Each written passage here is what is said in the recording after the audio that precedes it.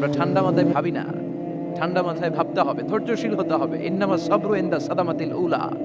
বিষ্ণু বলেছেন বিপদের প্রথম ধাক্কায় যে সবর ধারণ করতে পারে সেই তো সবুর। এজন্য বিষ্ণু দোয়া করতেন, আল্লাহুম্মা জাআলনি সাবুরা, আল্লাহ আপনি আমাকে ধৈর্যশীল বানান। ওয়া জাআলনি শাকুরা, আপনি আমার শুকরগুজার বান্দা বানান। বিশ্বনবীর চেয়ে ধৈর্যশীল, বিশ্বনবীর চেয়ে শুকরগুজার পৃথিবীর কেউ আছে? কথা বলেন। এমন তাবৎ কোনো অত্যাচার নাই যে অত্যাচার বিশ্বনবীর উপর করা হয় নাই। বিশ্বনবী মক্কার জামিনে যখন দাওয়াত দিতে লাগলেন, ওনারে পাগল বলা হতো, বলা হতো তুমি পাগল, বলা হতো মুহাম্মদ একটা কবি, বলা হতো মুহাম্মদ হচ্ছে গণক। বিশ্বনবী যখন রুকু দিতেন, সিজদায় চলে যেতেন, উটের পচা নারী ভুড়ি এনে বিশ্বনবীর কাঁধে ফেলে রাখা হতো। বিশ্বনবীর গলার মধ্যে রশি ধরে টান দেয়া হতো। কয়েকবার বিশ্বনবীর এই ঘাড়ের এই চামড়া ছিঁড়ে গিয়েছে, একবার চাদর টান দেওয়ার কারণে, আরেকবার রশি টান দেওয়ার কারণে। বিশ্বনবী কিছুই বলেন নাই, ক্ষমা করে দিয়েছেন।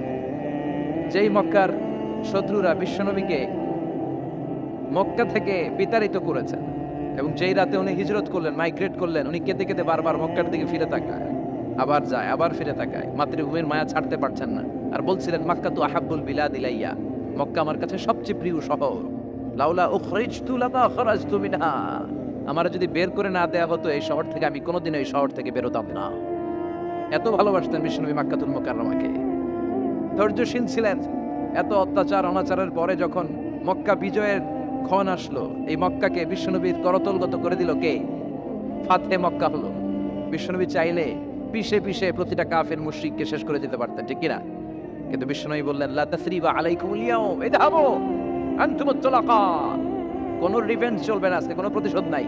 একেবারে বড় যুদ্ধাপরাধী যারা, মারাত্মক যারা অফেন্স করেছে, তাদেরকে শাস্তির আওতায় আনা হবে, বাকি সবাইকে আমি ক্ষমা করে দিলাম। In the long history of the world, there is no instance of magnanimity and forgiveness which was showed by our beloved Prophet Muhammad when all of his enemies laid under his feet and he forgave them one and all. পৃথিবীর ইতিহাসে এরকম নজির কোথাও পাওয়া যায়নি, যাকে এত অত্যাচার করে বিতাড়িত করা হয়েছে, নির্বাসন দেওয়া হয়েছে, হিজরতে বাধ্য করা হয়েছে। তিনি যখন ওই শহরকে আবার বিজয় করলেন, কাউকে আঘাত করলেন না, আগুন জ্বালিয়ে শহরটাকে জ্বালিয়ে দিলেন না, ওদের বংশকে নির্বংশ করলেন না, বরং মুচকি হেসে উনি বললেন যাও, ক্ষমা করে দিলাম। কি ধৈর্যশীল ছিলেন। আবার দোয়াও করতেন, আল্লাহুম্মা জাআলনি সাবুরা, আল্লাহ আপনি আমার ধৈর্য বাড়ায় দেন। ও জাআলনি শাকুরা, আপনি আমার শুকরগুজার বানান। ও জাআলনি ফি আইনি সাগীরা, আল্লাহ আমার চোখে আপনি আমারে ছোট বানান। ও ফি আয়ুনিন নাসি কাবীরা, আল্লাহ মানুষের চোখে আপনি আমারে বড় বানান। কি মানুষ ছিল, নিজের চোখে নিজে ছোট থাকতে চাইতেন। আমরা নিজের চোখে নিজের বড় মনে করি, এরকম ডাকাইত আছে না নাই? নিজেরাই নিজে মনে করে কত বড় সাহেব, লাট সাহেব। মান তাওয়াদা তারাফা, এটা হচ্ছে সুন্নাতুল্লাহি ফিল আরদ। মান তাওয়াদা তারাফা, যে নিচে নেমে থাকতে চায় আল্লাহ ওরা টেনে উপরে উঠা, আর যে খালি উঠতে চায়, হিংসা করে অহংকার করে উপরে ঠেলতে চায়, ওরা নিচে নামায় দেয় কে? সাইয়েদনা আদমকে আল্লাহ বললেন, আদম সাল্লিমা আলা উলাইকান নাফার লাম্মা খালাকাল্লাহু আদামা ওয়া কানা তুলহু 60 যিরাআন। নিচে নেমে গেলে যে উপরে ওঠে, আর উপরে উঠতে চাইলে যে নিচে নামে, উদাহরণ দেখেন। আদম আলাইহিস সালামকে তৈরির পর আল্লাহ বললেন, আদম সাল্লিমা আলা উলাইকান নাফার, এই ফেরেশতাদের সালাম দাও। কি দাও? দাও, সালাম দাও। কোনো প্রশ্ন নাই, আল্লাহ সালাম দিব কেন? ফেরেশতারা আমারে দিব না কেন? আমি আগে দিব কেন? কথা আছে কোনো? যেই সালাম দিলেন, সালাম দেওয়ার সাথে সাথে ওনার মর্যাদা বাড়িয়ে দিল কে? এত মর্যাদা বাড়ালেন যে নূরের ফেরেশতারা মাটির আদমকে সেজদা দিতে বাধ্য হয়েছে। চিৎকার করে বলেন ঠিক কিনা? তুমি মাটির আদমকে প্রথম সৃষ্টি করিয়া ঘোষণা করিয়া দিলে শ্রেষ্ঠ বলিয়া, তাই তো নূরের ফেরেশতা করে আদমকে সেজদা, সবার চেয়ে সম্মান দিলে মাটির আদমকে। আল্লাহু আল্লাহু পড়েন, আল্লাহু আল্লাহু তুমি জাল্লে জালালুহু, শেষ করা তো যায় না গে তোমার গুণগান। আল্লাহু আল্লাহু সুবহানাল্লাহ পড়েন। কি সম্মান আল্লাহ বাড়াই দিলেন। আল্লাহ বললেন, আদম আজকে থেকে তুমি আশরাফুল মাখলুকা, তুমি খলিফাতুল্লাহ ফিল আরদ, তুমি পৃথিবীতে আমার খলিফা, ভাইস জেরেন্ট অফ আল্লাহ। আল্লাহর খলিফা, আল্লাহর আহকামগুলো পালনের জন্য ভাইস জেরেন্ট। চুরি করলে হাত কেটে দাও, কার আইন? এই কাজ আদম তুমি দুনিয়াতে চেয়ে করবা। জিনা করলে ডেথ পেনাল্টি, হেড অফ, শিরোচ্ছেদ করে দাও, কার আইন? খলিফা হিসেবে মানুষ এসে করবে। মানুষকে আল্লাহ আশরাফুল মাখলুকাত বানিয়ে দিলেন, নিচু হয়েছে বড় বানিয়ে দিলেন। আর শয়তানের অবস্থা কি? শয়তানকে আল্লাহ বললেন সেজদা দে আদমকে, শয়তান যুক্তি দাঁড় করিয়েছে, খালাকতাহু মিন তিন খালাকতানি মিন নার ওয়া খালাকতাহু মিন তিন। আল্লাহ, আপনি আমারে বানাইছেন আগুন দিয়া, কি দিয়া? আগুনের ধর্ম উপরের দিকে ওঠে আর মাটির ধর্ম সে নিচে পড়ে থাকে, আমি কেন সেজদা দেব?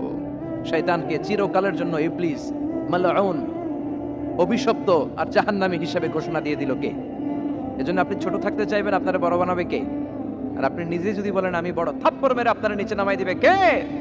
এজন্য বিশ্বনবী দোয়ায় বলতেন, আল্লাহুম্মা জাআলনি সাবুরা ওয়াজআলনি শাকুরা ওয়াজআলনি ফি আইনি সাগীরা ওয়া ফি আয়ুনিন নাসি কাবীরা। ও আল্লাহ, আপনি আমারে ধৈর্যশীল বানান, আপনি আমারে শুকরগুজার বান্দা বানান, আমার চোখে আমারে আপনি ছোট বানান, মানুষের চোখে আপনি আমারে বড় বানান। সুবহানাল্লাহ পড়েন। এজন্য সবসময় শুকরগুজার থাকার চেষ্টা করতে হবে। রাজি আছেন তো? যে কোনো মুহূর্তে, যে কোনো পরিস্থিতিতে আমরা শুকরিয়া করব কার? চিল্লায় বলেন কার? আমরা যেন বেশি বেশি আল্লাহ তাআলা শুকরিয়া আদায় করতে পারি। আল্লাহ তুমি তৌফিক দাও। সবাই পড়ি আমিন। উত্তর চান্দোলা হিলফুল ফুজুল ইসলামী সংগঠনের উদ্যোগে আজকের এই তাফসীরুল কোরআনের প্রোগ্রাম। হিলফুল ফুজুল নামটা আমার বড্ড প্রিয়। বিশ্বনবী যখন 15 কিংবা 20 বয়স, কোনো বর্ণনায় এসেছে 15, কোনো বর্ণনায় 20, তখন তিনি একটা ছাত্র সংগঠন করেছিলেন, ইয়াং স্টারদের একটা অর্গানাইজেশন করেছিলেন। ওটার নাম তিনি দিয়েছিলেন হালাফুল ফুদুল। হালাফুল ফুদুল, ওইটারই আমরা বাংলায় কি বলি? হিলফুল ফুজুল। হালাফ মানে শপথ, oath, we take an oath in the name of Allah. আল্লাহর নামে শপথ নেয়ারে বলে হালাফ। আর ফাদিলা, ফাদলুন, এগুলোর প্লুরাল হচ্ছে ফুদুল। ফুদুল মানে ভালো কাজ। ভালো ভালো কাজের উপর বিশ্বনবী যুবকদেরকে একত্রিত করলেন যে মক্কা শহরে কোনো টেন্ডারবাজি চলবে না, কোনো চাঁদাবাজি চলবে না, দুর্বলের উপর সবলের অত্যাচার চলবে না, জালিমের জুলুম চলবে না, হত্যা চলবে না, ধর্ষণ চলবে না, রাহাজানি চলবে না। মক্কা শহরটারে শান্তির শহর বানাতে হবে। যুবকরাই দায়িত্ব কাঁধে নিয়েছে। কারা?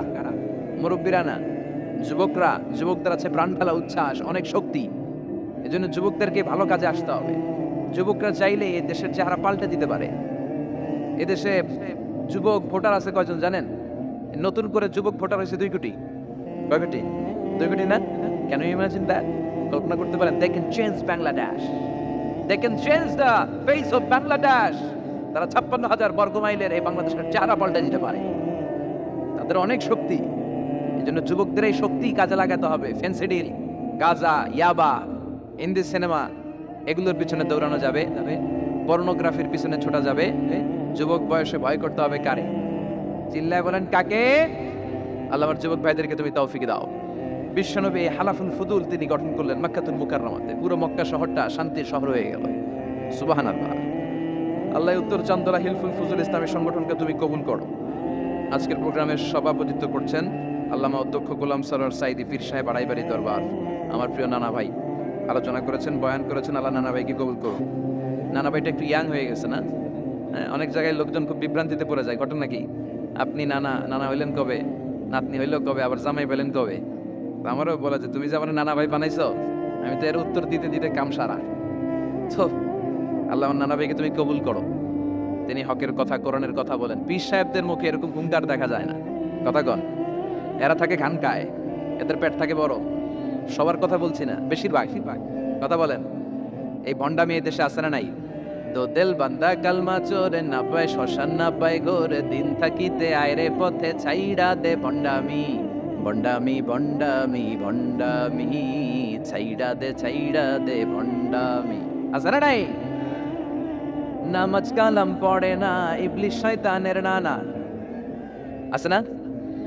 নামাজ নাই, রোজা নাই, নাচানাচি, নাচ গান, গোসল করে না, সারা বছরে করে একবার, ওই গোসলের পানি মুরিদরা খায় ফেলায়। আছে না নাই? নামাজ রোজা করে না, ইবলিস শয়তানের নানা, ধর্মের একখান খুঁটি ধইরা কয়দিন করবা হয়রানি, ভণ্ডামি ভণ্ডামি ভণ্ডামি, ছাইড়া দে ভণ্ডামি। ঠিক কি না?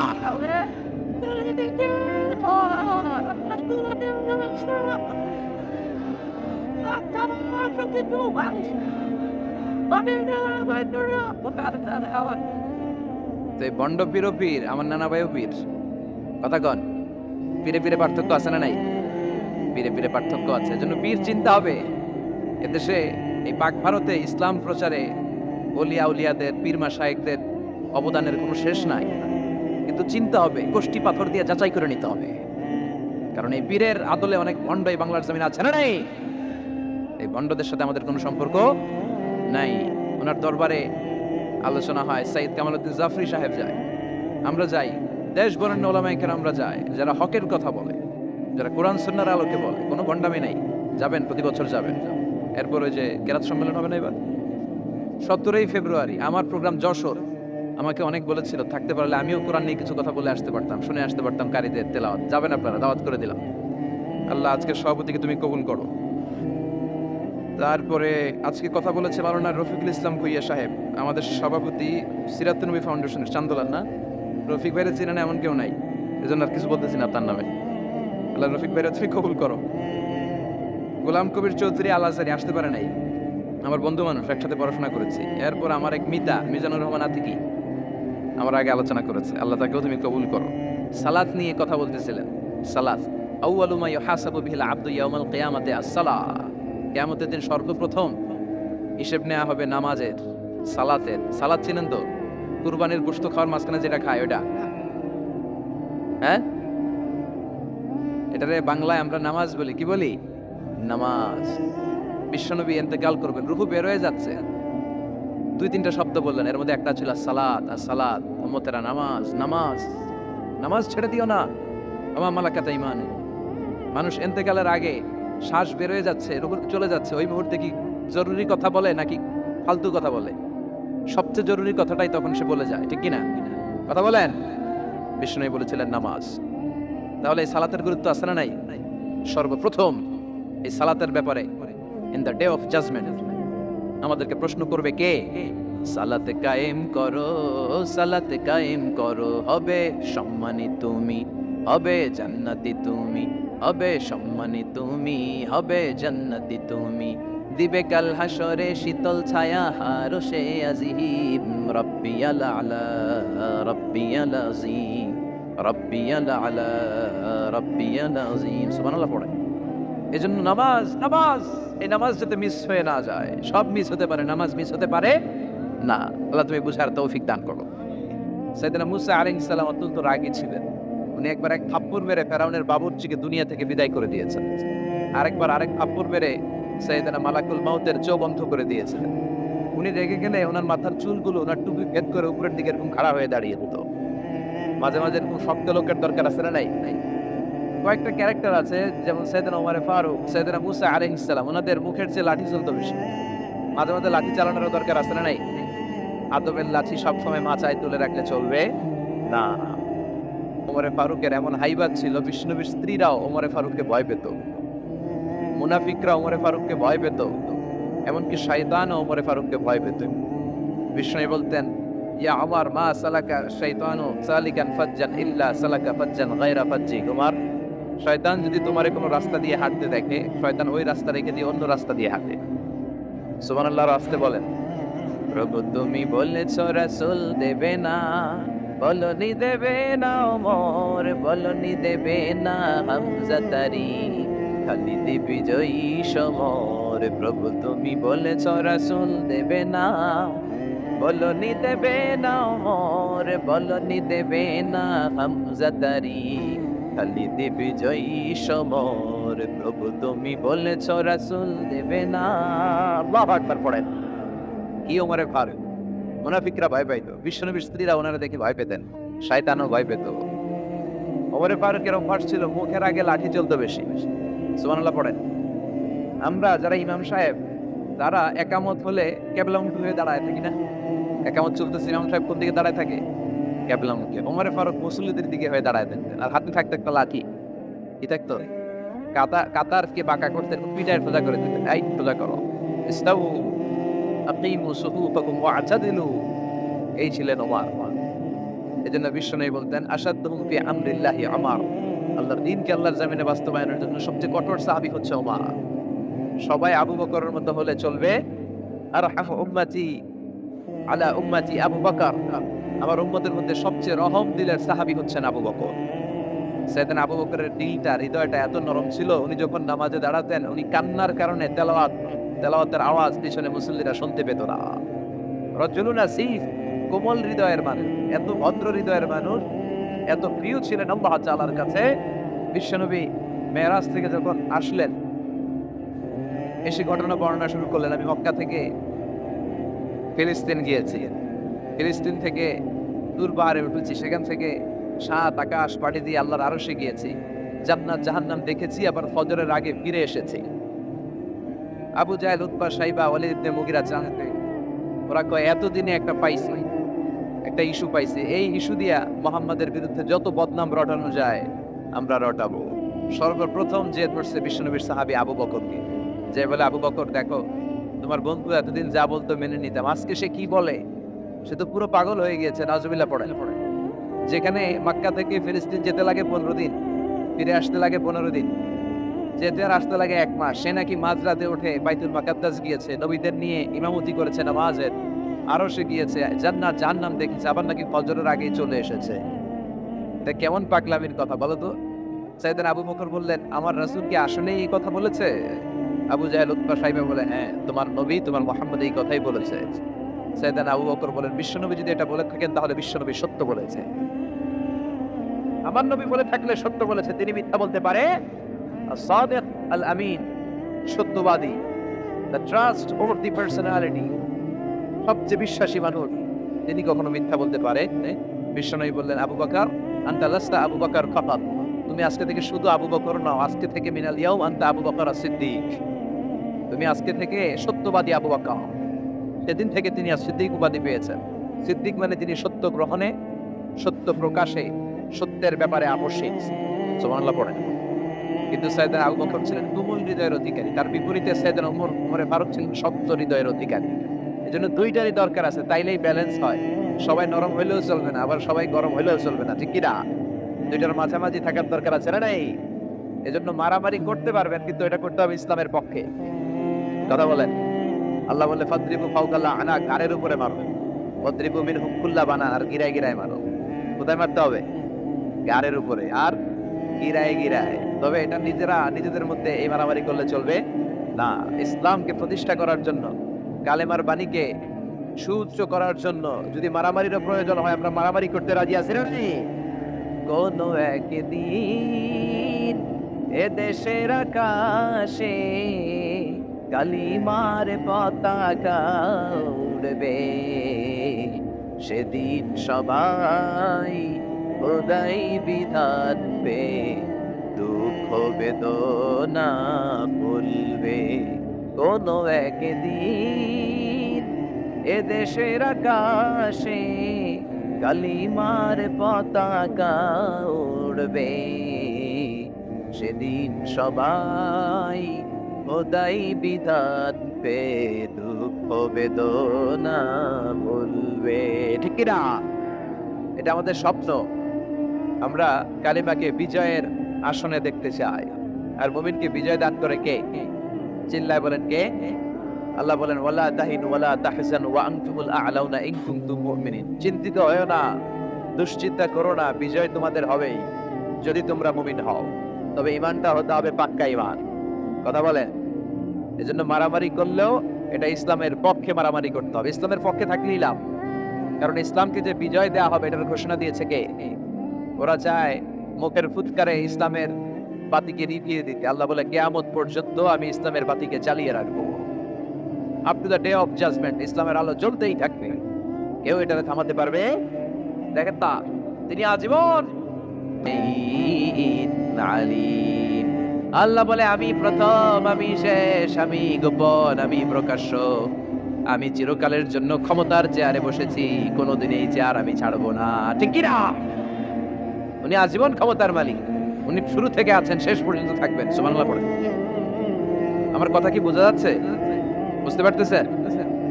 পৃথিবীর অনেক দেশে আবার ডেমোক্রেটিক সিস্টেমে ভোটে জিতে ক্ষমতায় আসতে হয়। যেমন আমাদের দেশ ডেমোক্রেটিক কান্ট্রি, ভোট যার বেশি ক্ষমতা তার বেশি, ভোট পেয়ে ক্ষমতায় আসে। তো আল্লাহ তো ভোটে জিতে মনে হয় ক্ষমতায় আসছিল না, ভোট ছাড়া আসছে, কারচুপি করে আসছে আল্লাহ। হ্যাঁ, অনেক দেশে রাজতন্ত্র, মোনার্কি সিস্টেম, রাজার পোলা রাজা, আল্লাহর বাবা ছিল রাজা, এজন্য আল্লাহও রাজা। কথা বলেন। আল্লাহ বলেন, ভোটে জিতে আমার ক্ষমতার চেয়ারে বসা লাগে নাই, আমার বাবা নাই, আমার ছেলে নাই, আমার কেউ নাই, আমি একাই সব ক্ষমতার মালিক, আমি চিরকালের জন্য এই ক্ষমতার চেয়ারে বসা। চিরকাল, আজীবন তিনি ক্ষমতার চেয়ারে থাকবেন। আবার অনেক সময় দেখা যায় ক্ষমতায় যেতে হলে অন্যান্য পার্টির সাথে কোয়ালিশনে যেতে হয়, শরিক বানাতে হয়। আল্লাহর ক্ষমতায় তো শরিক আছে না? আছে। আল্লাহ বলেন ওয়ালাম ইয়াকুল্লাহু শারীকুন ফিল মুলক, আমার ক্ষমতায় কোনো পার্টনার নাই, কোনো শরিক নাই। তোদের মতো আমি কারোর সাথে জোট করি নাই। জোট ছাড়া, শরিক ছাড়া, কোয়ালিশন ছাড়া আমি ক্ষমতার চেয়ারে বসা। আজীবন আমার ক্ষমতার নেওয়া, কেউ আমার ক্ষমতার চেয়ার থেকে নামাতে পারবে না। পৃথিবীর অনেক দেশের এরকম নমুনা আমরা জানি, আন্দোলন করে সরকারকে ক্ষমতার চেয়ার থেকে নামানো হয়, আছে না নাই? গণ অভ্যুত্থান করে চেয়ার উল্টে দেওয়া হয়, মিলিটারি কু হয়, ক্ষমতার চেয়ারে আর থাকা যায় না। তো আমরাও যদি সবাই মিলে একটা আন্দোলনে নামি, তাহলে আল্লাহর ক্ষমতা শেষ। কি বলেন? আমরা 700 কোটি মানুষ, আমাদের সাথে পারবে আল্লাহ? 700 কোটি মানুষ আন্দোলন করলেও আল্লাহরে নামাতে পারবে না? বুঝে শুনে উত্তর দিয়ে। 700 কোটি কিন্তু পারবে, পারবে? আচ্ছা, জিন জাতিরা যদি বলে, জিনেরা তো আমাদের চেয়েও পাওয়ারফুল, তারা যদি বলে ও মানব জাতি, আমরাও তোদের সাথে আছি, আল্লাহরে মানি না, মানুষ জিন ভাই ভাই, আল্লাহর আর রক্ষা নাই, তাহলে আল্লাহর ক্ষমতা শেষ? তাও না। কি বলে, এগুলো বলে কি? আচ্ছা, ফেরেশতারাও যদি বলে যে আমরাও আল্লাহরে আর মানছি না, আমরা জিনেরা মানুষেরা 3 দলীয় জোট, 3 দলীয় জোট হলেও পারবে না। আল্লাহ বলে গোটা বিশ্বের সবাই মিলে যদি আমার বিরুদ্ধে আন্দোলনে লেগে যাস, আমার ক্ষমতার 1 ইঞ্চিও কমাতে পারবি না। এজন্য রব্বুল আলামিন বলেন তাবারাকাল্লাযী বিয়াদিহিল মুলকু ওয়া হুয়া আলা কুল্লি শাইইন কাদির। সুবহান সেই সত্তা যার হাতে ক্ষমতা, ক্ষমতা কার হাতে? ওয়া হুয়া আলা কুল্লি শাইইন কাদির, তিনি সব বিষয়ের উপর ক্ষমতাবান। তিনি কে? তিনি চাইলে পাহাড়কে দরিয়া করতে পারে, তিনি চাইলে দরিয়াকে পাহাড় করতে পারে, তিনি চাইলে ধনীকে গরিব করতে পারে, গরিবকে ধনী করতে পারে, তিনি চাইলে সম্মানিতরে অপমানিত করতে পারে, আবার চাইলে অপমানিতরে সম্মানিত করতে পারে। তিনি কে? ফাআলুন লিমা ইউরিদ, তিনি যা ইচ্ছা তাই করতে পারেন। তার কাছ থেকে জবাবদিহিতা করার কেউ নাই, তিনি সবার কাছে জবাবদিহি চায়। চিল্লায় কোন ঠিক না? সে আল্লাহ বললেন সুবহান সত্তা যার হাতে ক্ষমতা, তিনি সব বিষয়ের উপর ক্ষমতাবান। এজন্য আমাদের মনে রাখতে হবে আমাদের কোনো ক্ষমতা নাই, ক্ষমতার মালিককে। আর কোনদিন বাগেরহাটের ভাইয়েরা জনগণ সকল ক্ষমতার উৎস, এই কথা বলবেন?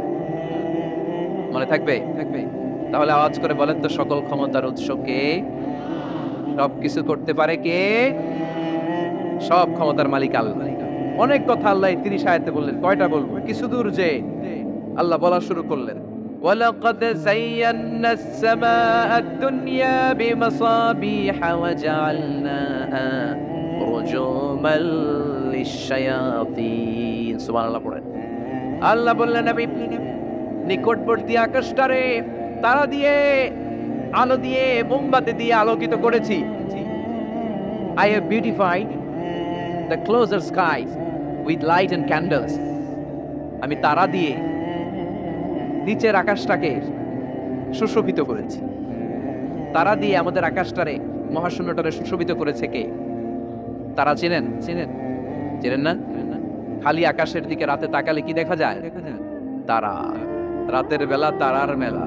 এখন তো লাইটিং ফাইটিং এর যুগ, তারা চিনা যায় না। আগের লোকেরা তারা না দেখে কিছু করতে পারতো না।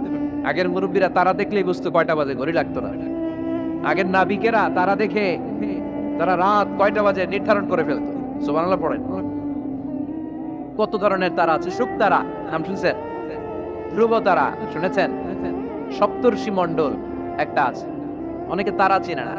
কোটি কোটি কোটি কোটি 7টা তারা একসাথে দেখবেন, এটার বলে সপ্তর্ষি মণ্ডল। আল্লাহ বলে এই তারা দিয়ে আমি আকাশটারে সুশোভিত করেছি। এই তারাগুলো কিন্তু প্রথম আকাশে না, এই তারাগুলো প্রথম আকাশের মহাশূন্যে অবস্থিত। আমরা খালি চোখে যা দেখি এটা আকাশ নয়, এটা মহাশূন্য। এটা কি? বাগেরহাটের ভাইরা উত্তর করেন, এটা কি? এই মহাশূন্যের অনেক অনেক অনেক অনেক অনেক উপরে আকাশ। ওই আকাশ যে কত উপরে এটা নাসার বিজ্ঞানীরাও জানে না। শুরুতে আমরা দেখতে পাই প্রথম আকাশের মহাশূন্য, এর অনেক উপরে প্রথম আকাশ, তারপরে শুরু হয় দ্বিতীয় আকাশের মহাশূন্য, তার অনেক উপরে দ্বিতীয় আকাশ, তারপরে তৃতীয় আকাশের মহাশূন্য, তারপরে তৃতীয় আকাশ, এভাবে একটার চেয়ে আরেকটা বড়, একটার চেয়ে আরেকটা বড়। দ্বিতীয় আকাশের তুলনায় প্রথম আকাশটা কত ছোট শুনতে চান? আপনার হাতের আংটিটা যদি আপনি সাহারা মরুভূমিতে ছুঁড়ে ফেলে দেন, পৃথিবীর সবচেয়ে বড় মরুভূমির নাম কি জানেন? সাহারা মরুভূমি। এই সাহারা মরুভূমিতে আপনার হাতের আংটি ছুঁড়ে ফেলে দিলে পুরো মরুভূমির তুলনায় আপনার হাতের আংটি যত ছোট, আল্লাহর দ্বিতীয় আকাশের তুলনায় আল্লাহর প্রথম আকাশটা ঠিক তত ছোট, একটার চেয়ে একটা বড়। তারপর আমরা নিজের বড় বড় করে দাবি করি। এই যে আজকের প্যান্ডেলে এত মানুষের সমারোহ হয়েছে, তাকালে মনে হয় না যে কত বিশাল জায়গা? কথা বলেন, বিশাল মনে হয় না? পিল জঙ্গ এইটারে যদি এত বড় মনে হয়, তাহলে পিল জঙ্গটা কত বড়? হ্যাঁ, আরো এইটার চেয়ে নিশ্চয়ই বাগেরহাট বড়। কথা কয় না? বাগেরহাটের চেয়ে নিশ্চয়ই পুরো বাংলাদেশটা বড়। বাগেরহাট বলে 64 জেলার এক জেলা, 64টা জেলা মিলে সুজলা সুফলা আমাদের এই বাংলাদেশ। বাংলাদেশ হচ্ছে পৃথিবীর সবচাইতে বড় দেশ। হ্যাঁ, এরা দেখি আমার সব কথার সাথে খালি দ্বিমত করে। বাংলাদেশ সবচেয়ে বড় দেশ না? কত ছোট জানেন? মানচিত্রে বাংলাদেশ লেখার জায়গাটাও আমরা পাই না। বাংলাদেশ এটা লিখতে গেলে BAN পরে ইন্ডিয়ার উপরে, GLA পরে বাংলাদেশের উপরে, আবার DESH পরে আবার ইন্ডিয়ার উপরে। আমাদের বাংলাদেশটা এত ছোট, বাংলাদেশ লেখার জায়গাটাও মানচিত্রে আমাদের জন্য না হয়। এত ছোট দেশ, এত ছোট। ইন্ডিয়া প্রায় 20-25 গুণ বড় আমাদের চেয়ে। আমেরিকা, কানাডা শতগুণ বড়। রাশিয়া একটা দেশ আছে কয়েকশো গুণ বড়। এরকম 200টা বিশাল দেশ মিলে পৃথিবী, 200টা দেশ মিলে পৃথিবীর 30 ভাগ, বাকি 70 ভাগ শুধু পানি। বাকি 70 ভাগ কি? স্থল আর জল মিলে আমাদের পৃথিবী। তাহলে আজকের এই প্যান্ডেলের জায়গার তুলনায় পুরো পৃথিবীটা কত বড়? সুবহানাল্লাহ কইতে পারলেন না? তাহলে এই পৃথিবীটা আমাদের কাছে এখন পর্যন্ত যেটা আমরা আলোচনা করলাম বোঝা গেল অনেক বড়, এত বড় পৃথিবী। কিন্তু আমরা শুনতে পাই যে সূর্যটা আমরা দেখতে পাই দিনের বেলা, ওই সূর্যটা নাকি এই বিশাল পৃথিবীর চেয়ে 13 লক্ষ গুণ বড়। চিন্তা করতে পারেন? খালি তো মাথা নাড়াইতেছে। আসলে কি আমরা চিন্তা করতে পারি? 13 লক্ষটা পৃথিবী সূর্যের মধ্যে রেখে দেওয়ার জায়গা করে দিয়েছে কে? 9,30,00,000 মাইল দূরে সূর্য 8 মিনিট 18 সেকেন্ড সময় নিয়ে নেয় আলো পৌঁছাতে। এত বিশাল সূর্য। তার মানে কি সূর্যটাই সবচেয়ে বড়? এর চেয়ে অনেক বড় বড় তারা আছে। সূর্যের পরে পৃথিবীর সবচেয়ে কাছের তারার নাম প্রক্সিমা সেন্ট্রাই। গুগল করলে দেখবে যে কত তারা। এরপরে Alpha Centauri A, Alpha Centauri B, এভাবে তারা শুরু। এটা ক্যারিনা, ব্যাটেলজিউস। যে সূর্য পৃথিবীর চেয়ে 13 লক্ষ গুণ বড়, ব্যাটেলজিউস নামে একটা তারা আছে, ওই তারা সূর্যের চেয়ে 33 কোটি গুণ বড়। তার মানে কি ব্যাটেলজিউসই সবচেয়ে বড় তারা? এটা ছোট্ট সাইজের তারা। এইটার চেয়েও কত হাজার কোটি গুণ বড় তারা যে মহাশূন্যে আছে, তার কোনো ইয়ত্তা আমাদের নাই। এরকম হাজার হাজার million trillion zillion billion octillion তারা মিলে আমাদের এই গ্যালাক্সিটা গঠিত। আমাদের গ্যালাক্সির নাম মিল্কি ওয়ে। আমাদের গ্যালাক্সির নাম শুনছেন না? বিজ্ঞানে আমরা পড়ছি না? আমাদের গ্যালাক্সির নাম মিল্কি ওয়ে। আমাদের গ্যালাক্সির পরে আমাদের সবচেয়ে কাছের গ্যালাক্সির নাম অ্যান্ড্রোমেডা। কি নাম? আমাদের গ্যালাক্সি থেকে অ্যান্ড্রোমেডাতে পৌঁছতে 2.5 মিলিয়ন লাইট ইয়ার লেগে যাবে যদি লাইটের গতিতে আমরা ছুটি। 2.5 মিলিয়ন লাইট ইয়ার। 1 মিলিয়নে 10 লাখ, 2.5 মিলিয়নে 25 লক্ষ লাইট ইয়ার। এই পৃথিবীতে সবচেয়ে দ্রুতগামী যে জিনিসটার আবিষ্কার হয়েছে সেটার নাম আলো। সেটার নাম সবাই বলেন।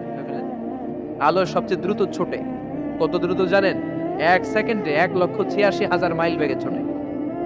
1 ঘন্টায় না, 1 মিনিটে না, এক সেকেন্ডে ছোটে কত দূর? আরে 1 সেকেন্ড কইতে তো 2 সেকেন্ড লাগে। 1 সেকেন্ড এটা বলতে বলতে 2 সেকেন্ড লেগে যায়, কিন্তু 1 সেকেন্ডে নাকি সে 1,86,000 মাইল দূর চলে গেছে। এই আলোর গতি সম্পন্ন একটা রকেট যদি কেউ বানাতে পারে, যে রকেটটাও আলোর মতো সেকেন্ডে 1,86,000 মাইল বেগে ছুটবে, এরকম রকেট যদি বানানো যায়, তাহলে এই রকেট দিয়ে আমাদের গ্যালাক্সি থেকে আমাদের প্রতিবেশী গ্যালাক্সি অ্যান্ড্রোমেডাতে পৌঁছতে 25 লক্ষ বছর লেগে যাবে। সুবহানাল্লাহ। বাড়িতে যায় বলবেন সবাই, চিৎকার করে পড়েন আল্লাহু আকবার। সে আল্লাহ বললেন ওয়ালাকাদ যায়্যানাস সামাআদ দুনিয়া বিমাসাবিহা ওয়া জাআলনাহা রুজুমাল লিশ-শায়াতিন। আমি তোমাদের জন্য দুনিয়ার আকাশটারে সুন্দর সুন্দর তারা দিয়ে সুশোভিত করেছি।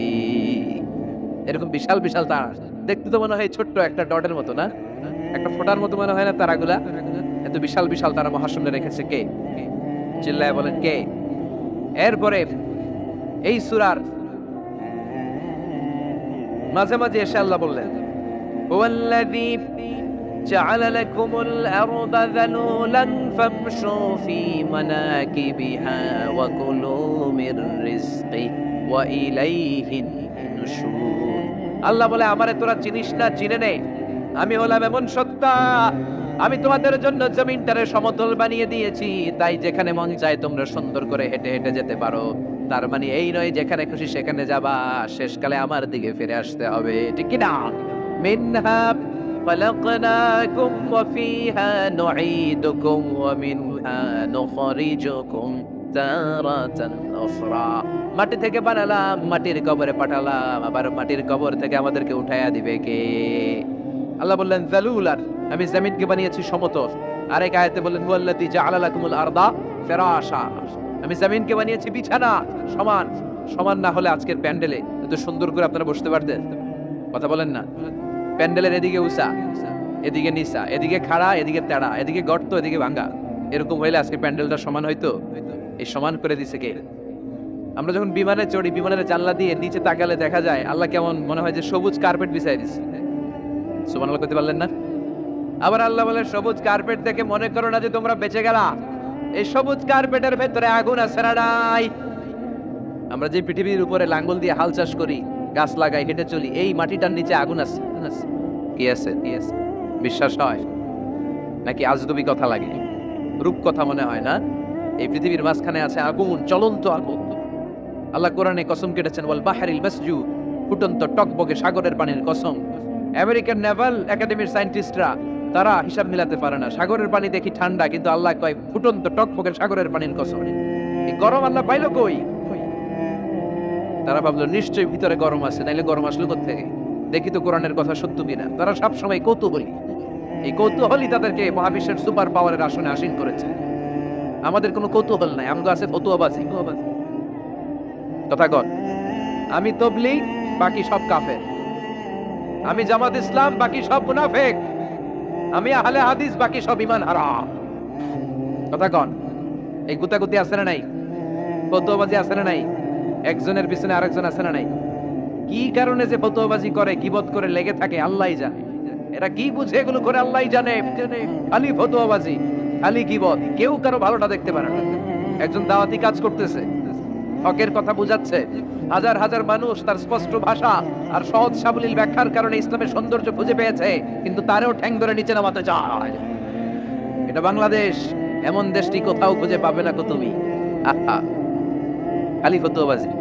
একজন বলছিল বাংলাদেশের জাতীয় খেলা হাডুডু কেন? আরেকজন কয়ের কারণ বাংলাদেশে কেউ কারো ভালোটা সহ্য করতে পারে না। একটা উপরে উঠতেছিলে সাইডটায় ধরে ঠ্যাং ধরে টানে নামায়। হাডুডু খেলা দেখছেন? একটা সামনে গেলে সবাইকে কাবাডি কাবাডি কাবাডি কাবাডি করে ঠ্যাং ধরে, খালি খালি বাগেরহাটে কাবাডি নাই মনে হয়।